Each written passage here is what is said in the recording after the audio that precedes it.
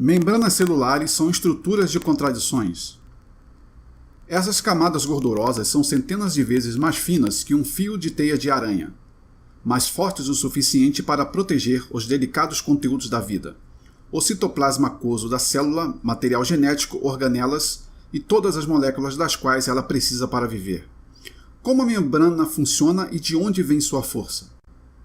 Primeiramente, é tentador pensar em uma membrana como um balão com superfície esticada, mas é, de fato, algo muito mais complexo. Na verdade, ela está em constante movimento, movendo componentes para frente e para trás para ajudar a célula a ingerir alimentos, excretar resíduos, deixar moléculas específicas, sair e entrar e se comunicar com outras células, coletar informações sobre os arredores e se reparar. A membrana celular atinge tal resiliência, flexibilidade e funcionalidade pela combinação de uma variedade de componentes flutuantes, o qual os biólogos chamam de mosaico fluido. O componente principal do mosaico fluido é uma molécula simples chamada de fosfolipídio. Um fosfolipídio tem uma cabeça polar eletricamente carregada que atrai água, e uma cauda apolar que a repele.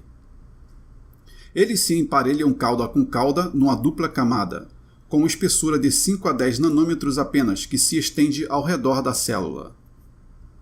As cabeças apontam para dentro, em direção ao citoplasma, e para fora, em direção ao fluido aquoso externo à célula, com as caudas lipídicas arranjadas entre elas. Essa bicamada, que a temperatura corporal tem consistência de óleo vegetal, é cravada com outros tipos de moléculas, incluindo proteínas, carboidratos e colesterol. O colesterol mantém a membrana com a fluidez adequada.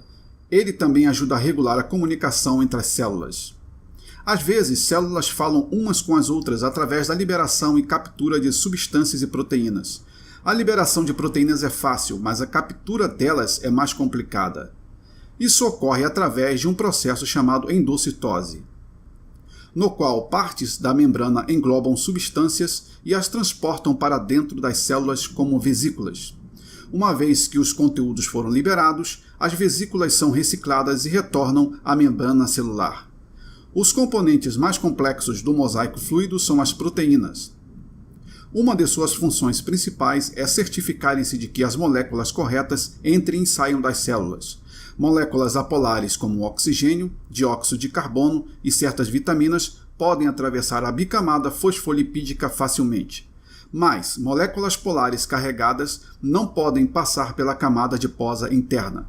Proteínas transmembranas se esticam pela dupla camada para criar canais que deixam moléculas específicas passarem, como os íons de sódio e potássio.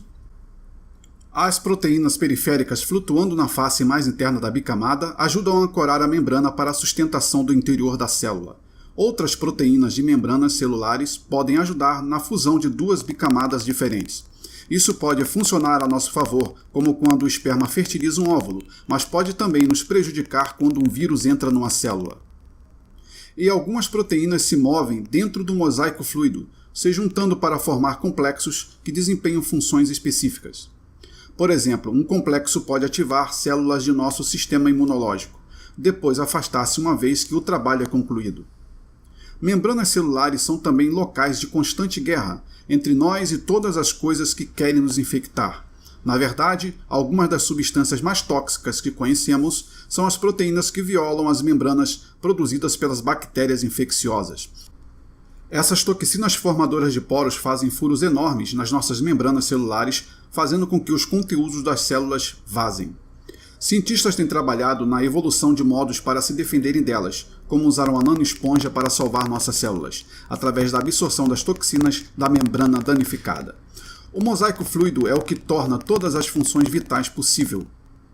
Sem uma membrana celular não poderia haver células, e sem células não haveria bactérias, nem parasitas, nem fungos, nem animais, e não haveria nós.